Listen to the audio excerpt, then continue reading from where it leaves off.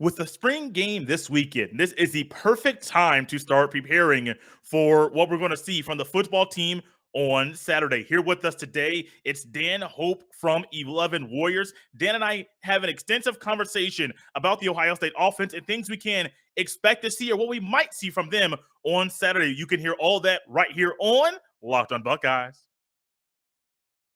You are Locked on Buckeyes, your daily podcast on the Ohio State Buckeyes. Part of the Locked on Podcast Network, your team every day.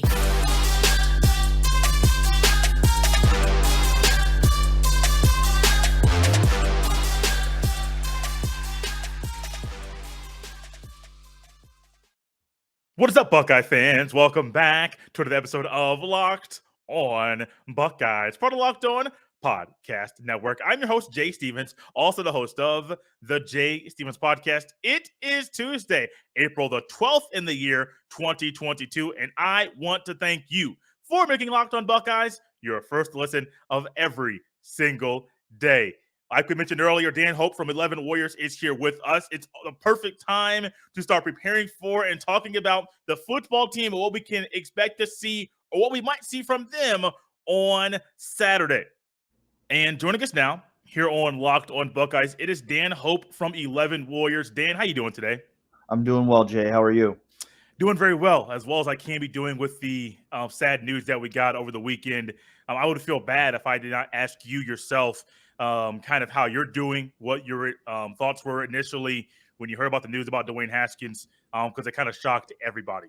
Oh, yeah. I mean, I think that was certainly the initial reaction was shock. I mean, disbelief when I heard the news on Saturday morning to think, somebody so young, somebody who's, in the prime of their life to have this happen to them. It's a horrible thing. So it's a tragedy, certainly a very, sad weekend in Columbus, a very sad weekend for the Ohio State football program. And obviously, first of all, my thoughts, go out to his family and, everybody who was close to him, to deal with this tragedy. I know that, so many, former players who were close to him and, coaches. So, I noticed a lot of people were touched by his life in a short time. And it's just, very sad to have this happen. But, certainly somebody who is going to be fondly remembered in Columbus for all that he contributed to the Ohio State football program. What were some of the interactions you had with him during that amazing 2018 season? I understand you were there in Columbus covering the team. What were some interactions you had with him during that season? Yeah, I mean, I think, a lot of the same things that a lot of our people have said, definitely a guy who, often had a smile on his face, who often looked like he was having a lot of fun playing football, and a guy who had a lot of confidence. Ryan Day talked on Monday morning about Ryan Day, and he said, he felt like, Dwayne always had this feeling that he was built for this. And you got that feeling watching him in 2018 that, he was very confident in himself, but players rallied around him. They gravitated around him. Maybe he wasn't that like JT Barrett type who was necessarily going to get up in front of a team and give a big speech, but he was the type of guy who had that outward confidence that everybody around him, everybody in the program believed he's going to get the job done. He can lead us to victory because, we obviously had the talent. I mean, he had a great arm, a great ability to throw a football. And then he had a belief in himself. The stage, it never felt like, the stage was too big for him at Ohio State. It always felt like, he was somebody who was ready for, that big spotlight that comes with being an Ohio State quarterback. That's a tough spotlight to be in, and I think we've seen, even with guys like CJ Stroud this past year, but at times, that was a hard thing to deal with that spotlight. But with Dwayne, he always felt very comfortable in that spotlight. It always felt like, it didn't bother him, all the attention, the scrutiny. He just seemed, always very unbothered by it, very uncomfortable, in that setting. Is the the program planning on doing something for him during the spring game? They are. They haven't said what yet. They're still deciding that. Obviously, this just happened. Right. Just a little over 48 hours ago before we're talking. And so, they're still kind of working through exactly how they're going to do that. But they are going to do something on Saturday, and they may continue to do something throughout the 2022 season as well. And I think that's amazing, especially with it being so sudden and it happening literally a week before the spring game is going to be played. A program like Ohio State, really any college program, it's going to hit you at some way. But things may hit Buckeye fans a little bit different because of the connection that they have with the players, watching them in recruiting, coming to campus. Maybe you might be an early enrollee, and then you see the journey as they mature, as they grow from freshman, sophomore, junior, maybe senior year, maybe a fifth year, maybe a sixth-year player. You watch these young men grow. And I have loved, Dan, seeing all of the former teammates, the current Buckeye players, former coaches, and then current coaches just show their love and appreciation for the man, and also show how much they care about the family, his sister, his parents, his wife. I'm even seeing Michigan, even on Twitter, kind of showing this is bigger than football. This is bigger than the rivalry. Dan, I've loved every part of that, and just really seeing how everybody has showed how much they love the man, Dwayne Haskins. Yeah, it just goes to show you how many lives he was able to touch, even in a life that was far too short. He was able to make an impact on a lot of people, and a lot of people are gonna remember him very fondly. Speaking of a lot of people, I think a lot of people are looking forward to the spring game this upcoming week. Today's show is all about the offense and just talking about what maybe we can expect to see, players to watch, things like that. What are kind of your general expectations for the offense in the spring game? Yeah, well, I think, for some guys, if you're talking about guys like CJ Stroud, Jaxon Smith-Njigba, TreVeyon Henderson, I mean, what do those guys really have to prove in a spring game setting? And so I don't know that I necessarily am going in with any huge expectations of those guys. I would imagine we'll see those guys play for a half, and then most likely in the second half, those guys will come out of a game and let, some of the younger guys get those reps. And so I think that's probably more where my eyes will be in terms of, the offense is more, who are some of the up and coming guys? I mean, guys like Kyle McCord and Devin Brown, who we may not see play much this fall, but this will be an opportunity to see how has Kyle McCord developed. I mean, Kyle played great in the spring game last year, to see can he even look better this year. Devin Brown, this will be our first time watching him throw the ball in Ohio Stadium. So it'll be a great opportunity to see what he can do. And then, I think with, some of these young wide receivers, we've seen Jaxon Smith-Njigba. We know how good he is. We've certainly seen flashes of how good, Marvin Harrison Jr. and Emeka Egbuka is. But, can maybe Julian Fleming, a guy who we've heard so much about, can maybe he have a big spring game that gives him some momentum going into the fall? We've heard about guys like Jaden Ballard this spring who have come along. Can he show us something and show that, he's ready to make a bigger impact this year? How about a freshman like Keon Grays, who we've heard good things about? Can he, show us something in his first game playing in the shoe in a spring game? And so I think, that's really where my eyes are going to go to for the most part is, the younger guys we haven't seen play that much in actual games, getting the opportunity to evaluate them in this setting. Dan, how has Julian Fleming looked during spring practice? Yeah, I mean, I've only been at a couple practices, so it's kind of hard for me to say. I mean, guys have said good things about him. When we talked to him a few weeks ago, he said that this is, the first time he's been able to go through a spring where he's been fully healthy and he's feeling as good as he's felt since he's been at Ohio State. And so, certainly he's a guy who's, hoping to stay healthy all year long and, finally start to play up to that, 5-star hype he came in with. But, kind of hard for me to say, he's looking like this, he's looking like that when I've only been at a couple of the practices. I do know that Paris Johnson Jr. moved from right guard to left tackle. I believe Donovan Jackson and Nat Jones are the two guards. I'm not going to say the right left side with them. I always get those mixed up.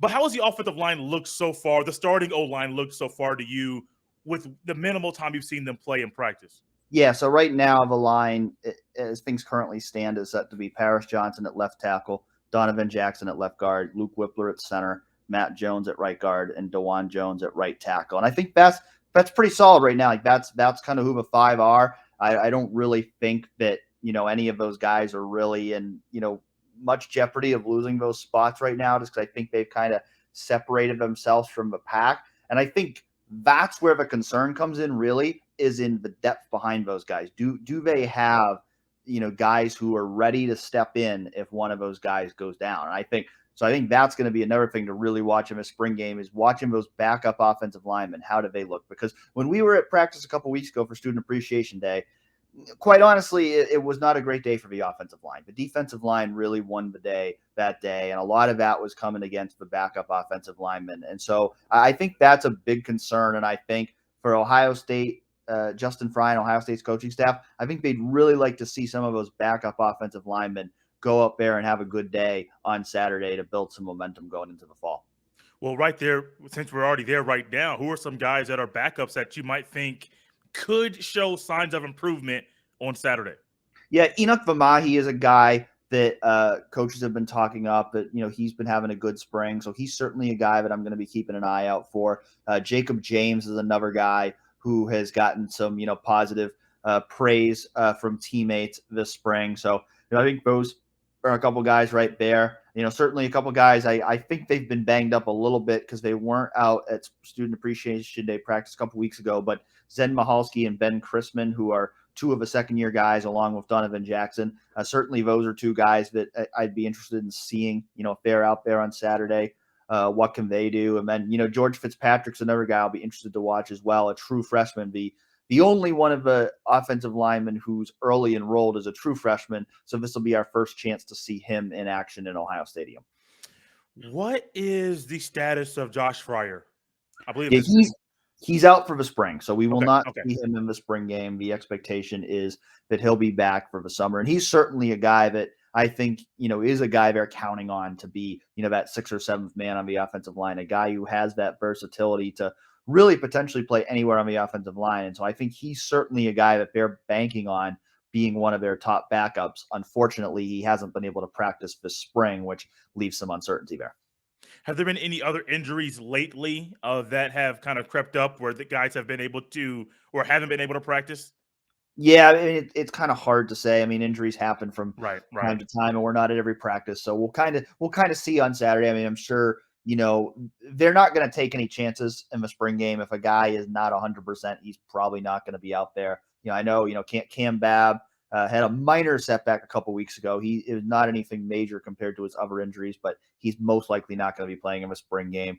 I know G. Scott's been in and out of practice, so not sure what his availability is, but a lot of it's kind of been on the offensive line. They've got some guys out there. Mitch Rossi's out for the spring, so he won't be out there at tight end. But I think they're hoping at least quarterback, running back, receiver, tight end, for the most part they'll have a mostly full contingent there.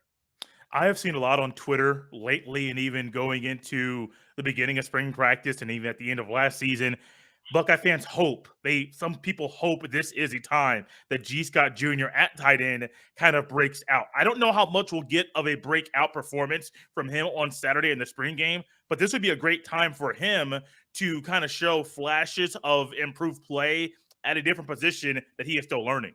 Yeah, I think he's another guy, kind of like we talked about with Julian Fleming. He's a guy that he could use a big spring game to kind of give him some momentum going into the fall, because he's a guy, he has a lot of talent, he has a lot of upside, but I still don't think he's quite where they want him to be in terms of a guy that they can really trust to be an every down tight end out there. He's got a lot of upside as a receiver, but he's still a little bit undersized for a tight end. I don't know if they quite trust him yet as a guy who can count on every play as a blocker, which is, of course, the most important thing if you're an Ohio State tight end. And so, I think G will have a role this year, but will it be as big of a role as a Cade Stover or a Mitch Rossi or Joe Royer? Right now, I'd lean toward probably no, but, there's still time for that to change. And I think a big spring game would go a long way for him. I've been wondering what role he's going to have.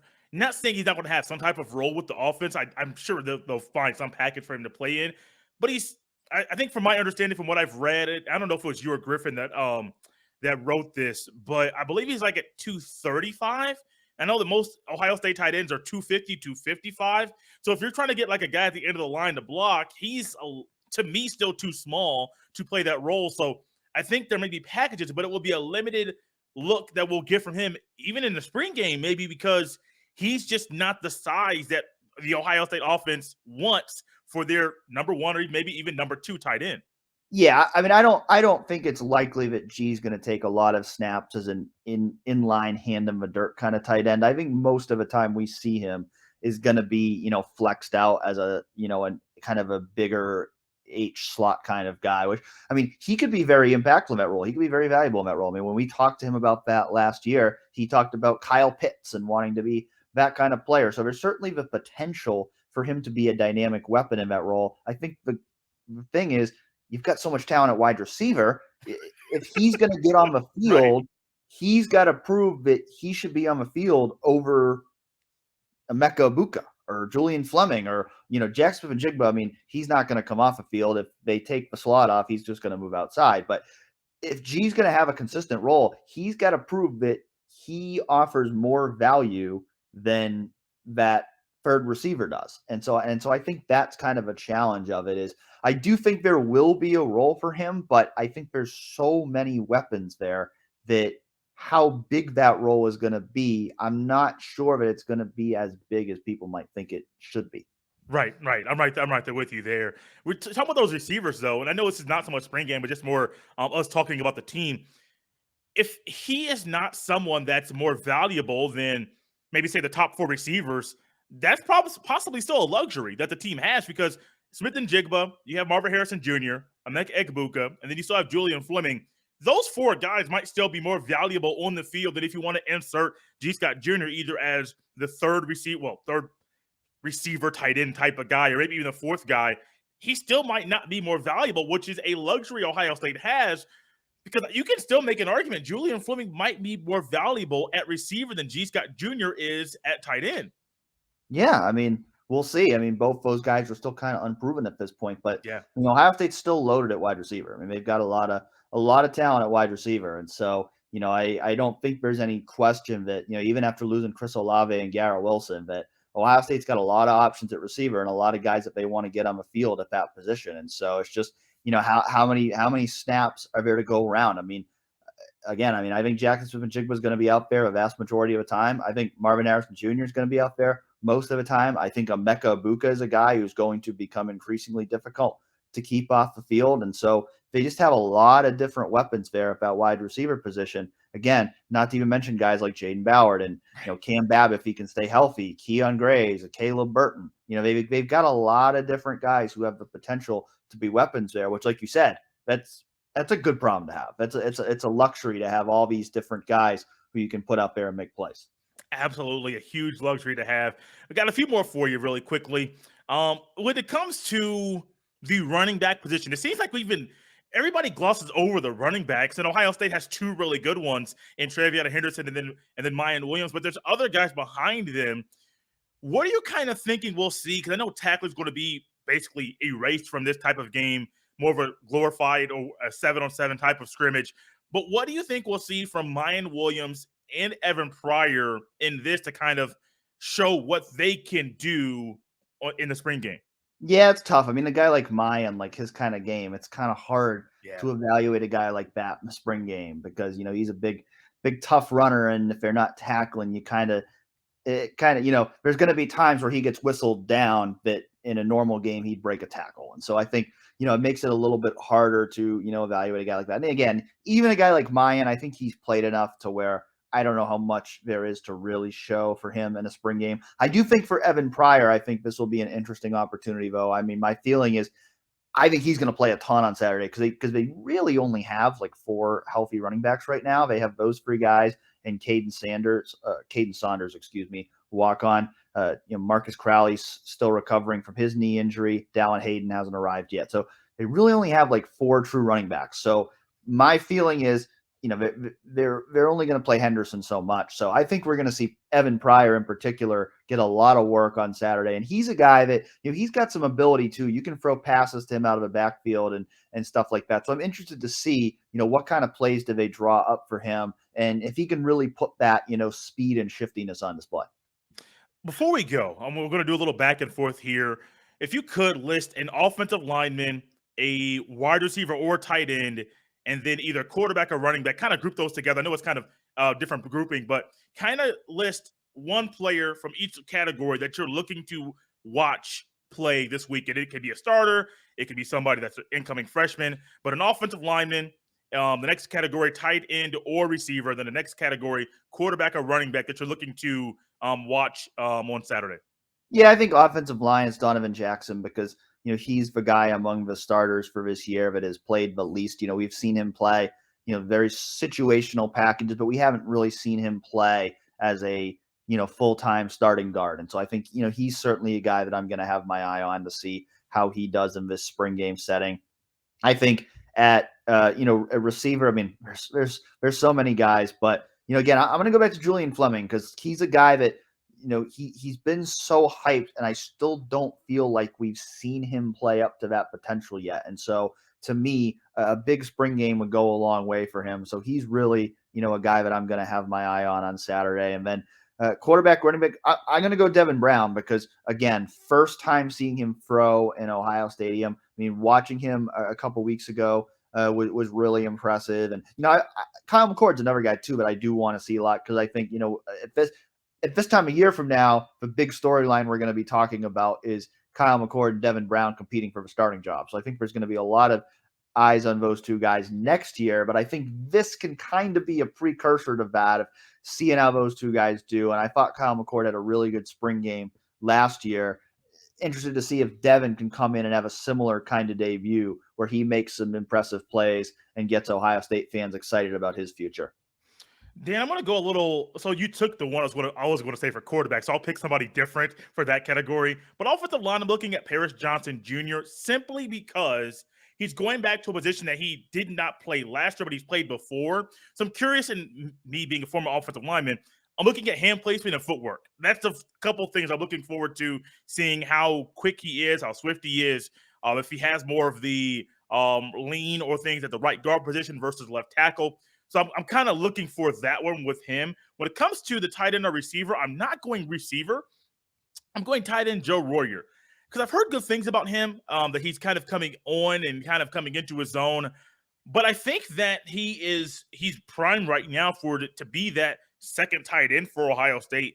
And this is going to be a great boost of confidence for him, for the fan base, and for the coaches to kind of see Joe Royer get that run, get loose a little bit, catch the ball, block, and be the guy that Ohio State wants at the second tight end position. But then also at quarterback, I'm not going to take Devin Brown, even though I really, really want to. I want to take Kyle McCord because I still think, like you've mentioned, next year is kind of looking at Devin Brown, Kyle McCord. I've heard good things about Devin Brown so far.